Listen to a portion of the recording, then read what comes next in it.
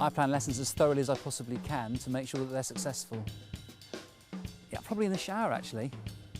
Planning the journey that you're going to take with the children. A lesson plan is a plan for what you're going to do during the lesson.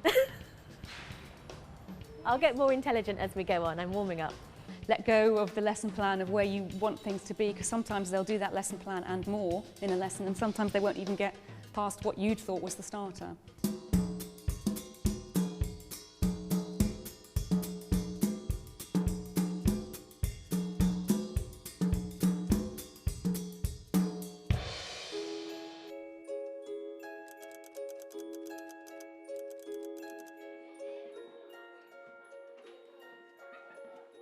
I remember when I was at school, the worst thing that you could do is say, right children, let's get your books out, we're going to start on page 42, and they turn off straight away. You look around the class and you've got half of them asleep. There is no such thing as a good beginning, a good end, a good middle to a lesson. It completely depends on the purpose, on the objective of the lesson. Sometimes I won't even wait for all the children to enter the classroom so that as they enter, we're actually up and ready doing it, so the children know they've come into a room where learning's about to take place.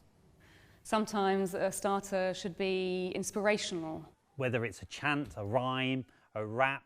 So for example, if it's creative writing, I could come in role. Sometimes a starter should be puzzling. Magical mystery items in boxes that we pull out. I mean, there is no such thing as the only perfect starter.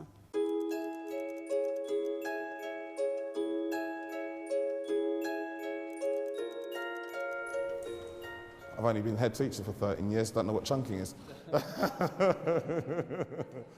wouldn't necessarily term it chunking, but yeah, I do. When I go in, I think about, right, what's the first part going to be, and what's the next part of the lesson, and definitely it's a sequence moving through different parts. Well, chunking, breaking the lessons down into small compartmental bits are really important, because you need to assess where the children are getting to. I always think, right, where do I want to get to? What do I want the majority of my children to know, and how am I going to get there? So if it means breaking it down into little chunks and having little mini plenaries throughout the lesson, that's a really good way forward. And I try and vary through each part the sort of setup that the children have, so where they're going to be in the room, what sort of size group they might be working with, whether they're going to move round, all those sorts of things. So you definitely do plan it in sections, really.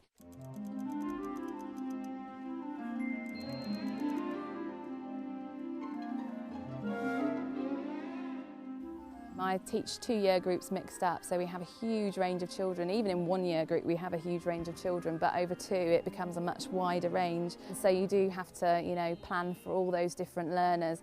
The way you speak to them, the way you question them, I mean, everything really informs the way you differentiate. I find using, thinking about the success criteria really helpful for planning for different abilities. So I'll think about what my objective is, then think about what do I want the children to achieve by the end of the lesson, and using a must, should, could method. I have a group of boys in particular who do not like to sit on the carpet and listen. So when they came into my class last year, I really had to adapt how I worked and make sure that my lessons were more active and more engaging with the children, making sure that they were involved.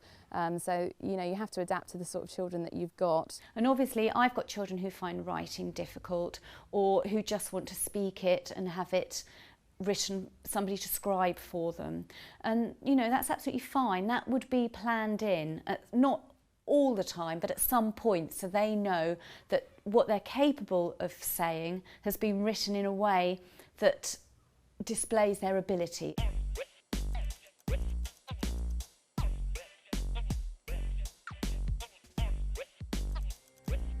End a lesson. Okay.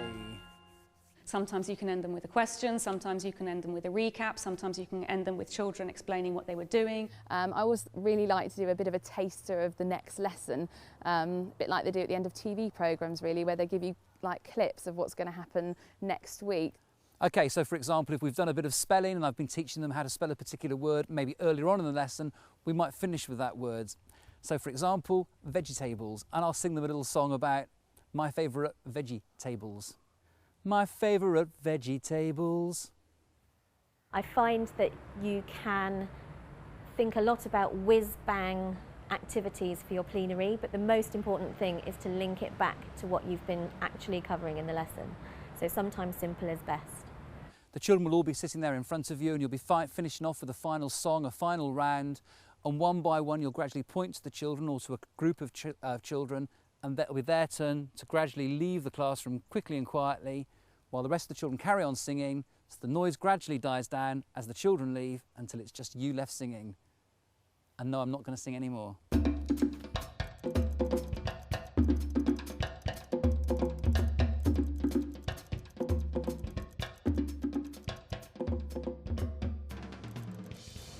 Hooks. Do I plan for those? I do have a collection of one-off lessons that I probably pull out every fortnight, every 3 weeks, that takes the children on a journey. I try to hook the children in by asking interesting questions, perhaps choosing a text that I know they will find interesting for literacy, and that comes with knowing your class. I had a child who was fascinated by sharks, and sadly I didn't realise that until quite late on in the year, but I could have done anything to do with sharks and that child would have, his eyes would have lit up, and he would have done maths and science and everything. He would have written 4 pages on it, whereas he really struggled with literacy. I like to have, you know, a bit of fun in there and show the children examples of, if I've done something, I quite like to write things myself. They love it, listening about you and what you've done and your bit of writing. A lesson that I did a few days ago, I pretended I was a secret agent, and I wasn't in the classroom, and I had a remote control, and the kids went in, they weren't sure, they all sat down, and I managed to turn on the DVD with me on it, and my face popped up, and basically it said, you know, children, sit down, I want you to listen, I'm a secret agent, I've been working in the school for so long, and it just takes them on that journey. And they actually believe in it, they believe in it, it's fantastic.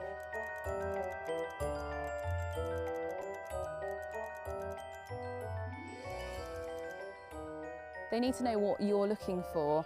It's all very well to say, oh, that was a brilliant story, or, you know, why was it a brilliant story? What is it that's made my story brilliant? They need to know the things that you're looking for, those sort of steps. And I would always discuss that at the beginning of the lesson with the children. Do they understand what the learning objective is? What do they understand the learning objective to be? And then if there's any misconception at the outset, you can clear that up before we've spent the whole lesson with them on the wrong track. And what we do at the beginning of term is discuss all the objectives and discuss all the key words. Yeah? So teachers are okay with that from the beginning of the term. Yeah? Once that's discussed, we actually plot that into onto our system so that when teachers are planning, they've got the profile of objectives and keywords already established. And I think it is important that they know, you know, okay, if you haven't met that objective, that's okay, we'll do some more work on it, it'll come back around, and it gives them a point to the lesson. You know, why are we trying to find all the different ways you can make a snake out of 3 cubes, you know, what's the point? And I think they really need to know what the point is so they can see that the teaching and the learning is meaningful for them.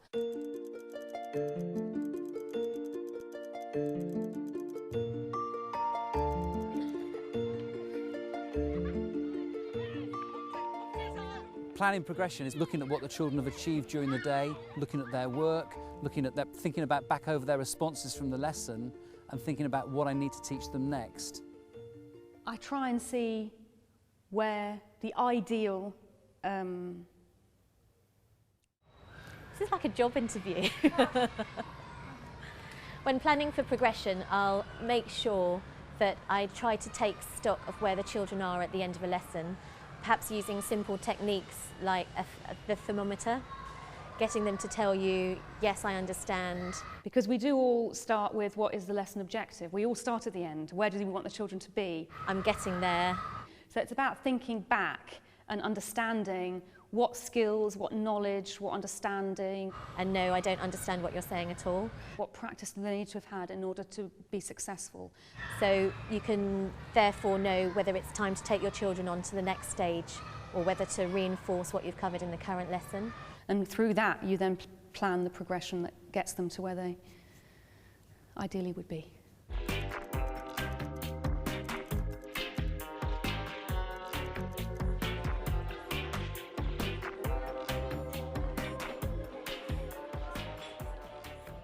quite a substantial part of my lesson plan writing is spent reflecting on what happened before, because it's about understanding where the children were or are, and then taking it from there. Any good learning that's taken place and anything that's really stuck in the children's minds is something that I will use again, I will write down, and I will put away into a folder. And there's things that, you know, I do lessons all the time and I think, oh, that would have been so obvious, why didn't I think of doing that earlier, you know, and jot it down ready for next time. In terms of things that don't go so well, I definitely remember those things, and those things tend to be placed on the back burner and probably not used again. So yeah, it's this sort of plan, do and review cycle. As a teacher, I don't think that ever goes away.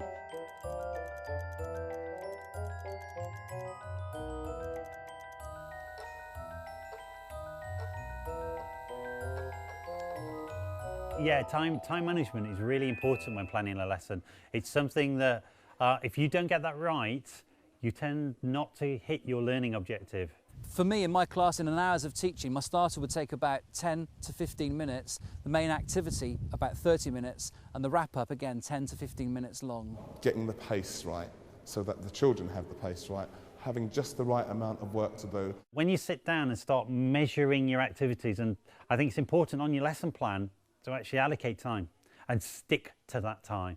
And for those children who finish very, very quickly, you know, having an extension activity, yeah, so that it's not just an add-on, but something which is going to develop their notion of what they've just done. So yeah, vital that you get your activity management, your time management for those activities spot on, and that you measure your time within that lesson. Because if you get it wrong, it can go quite pear-shaped.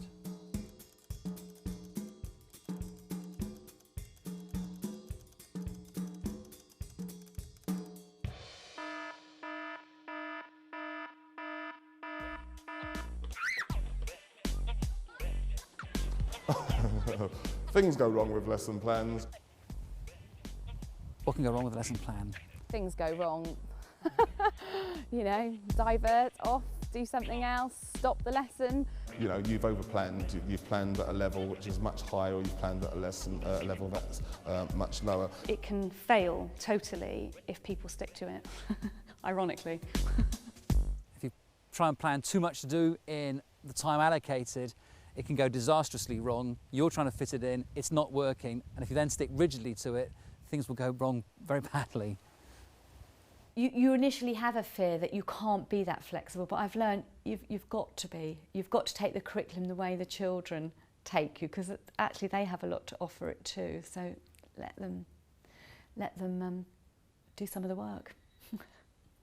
And I remember in my own circumstance, having never taught infant children before, about 13 years ago, going into a reception classroom and doing these massive amounts of planning, which I thought were quite immaculate, only to find when I delivered it, the children finished the lesson within 2 seconds, and I had a huge line of children in front of me saying, what do I do next? If things aren't going right, who's going to judge you for coming away from your lesson plan to make that lesson quality for them and to ensure that that learning takes place?